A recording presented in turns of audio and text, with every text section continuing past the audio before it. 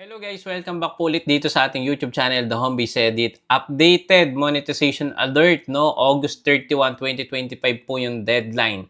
So ano nga po ba ito? Marami po tayong nakikitang post na ang sinasabi ay wala na pong kita sa ads on Reels, in-stream ads, or performance bonus. Well, totoo nga po iyan. Sa darating na August 31, 2025, ay mawawala na po ang individual tools. Yan po yung ating old monetization.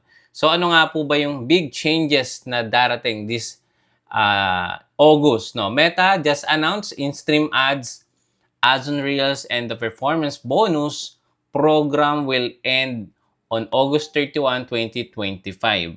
After this, creator will no longer earn from this program. So malinaw po na sinasabi ni Facebook na doon lamang po sa mga personal or yung individual tools natin. Kung kayo po ay naka-profile or naka-page before at na-invite kayo sa individual monetization, yung hati-hati, in-stream ads, ads on Reels, tapos yung performance bonus. Don't panic, no? Dahil, sabi din dito ni Facebook, eligible creator will be invited to the new Facebook Content Monetization Program. So, yung nakikita nyo po dito sa screen natin, ito po yung update, no? Set up your in-stream ads. Dahil po yung iba, anday pa rin nagre-reklamo bakit kung kailan na-invite sila, hindi na ma-set up.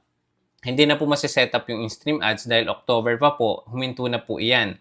October 4, sabi dito, we will no longer accepting application for in-stream ads. Malinaw po yan, October 4, hindi na po tayo makakapag-setup ng in-stream ads.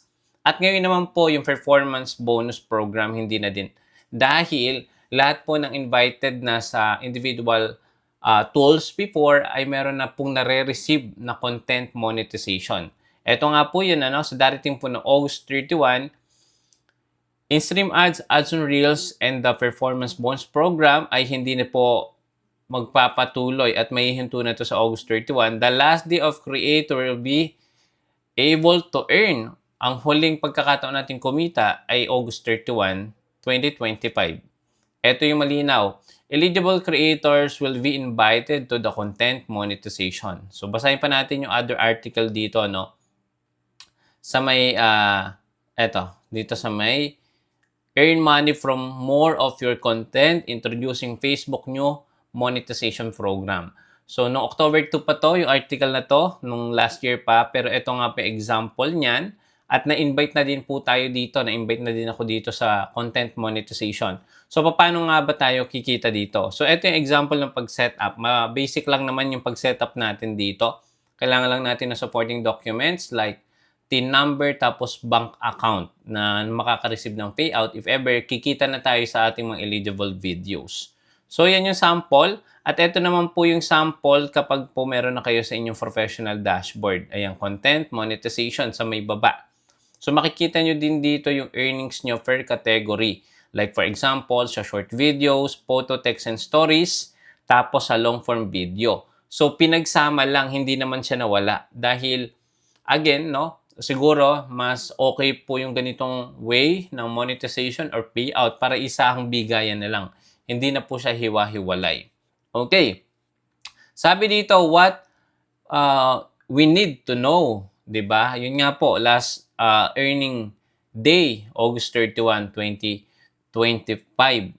Ayan, mark your calendars, tama po yan. At don't worry, ang dami ko pong nakita ng mga nag-flex or nag-post sa kanilang stories or sa kanilang profile or page na na-invite na sila. So again, si Facebook po ay nagro-roll ng invitation. So, paano ba tayo may invite dito or makakapag-send ng interest? Well, papakita ko sa inyo.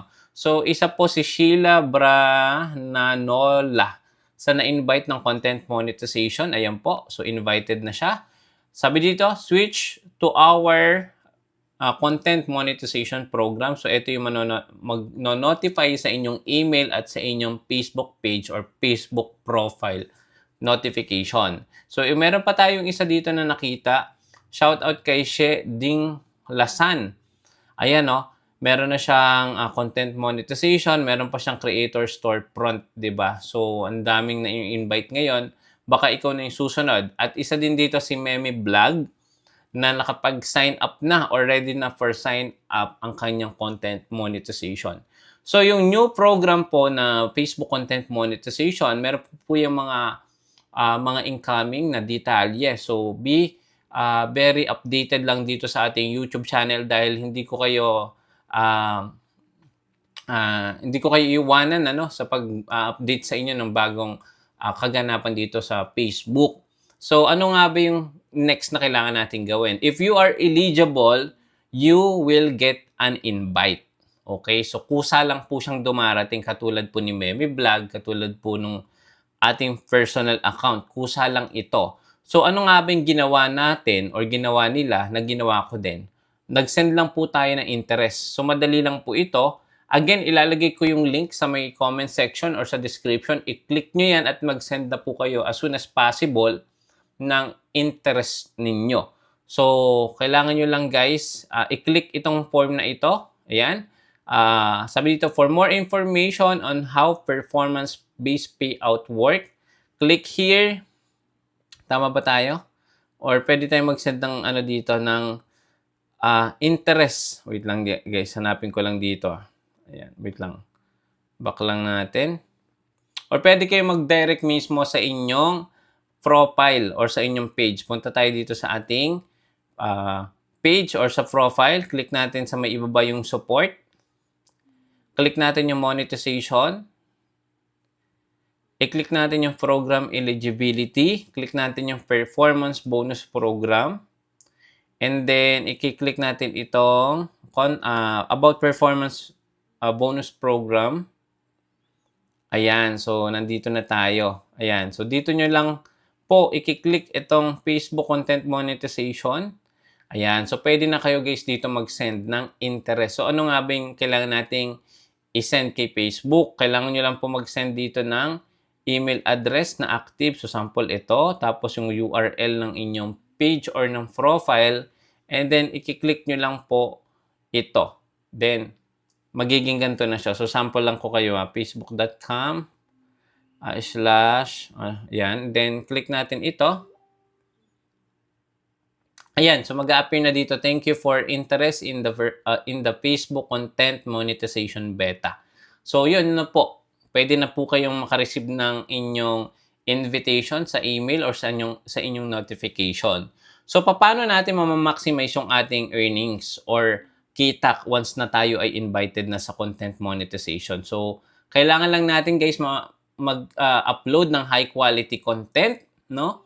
Kailangan lang din natin maging stay eligible. Pag sinabi natin stay eligible, dapat po comply tayo sa Meta monetization policies to ensure you're qualified for a new program. Kung ang mga content natin o video natin is labag sa mga policy ni Facebook, possible hindi tayo magkakaroon ng invitation.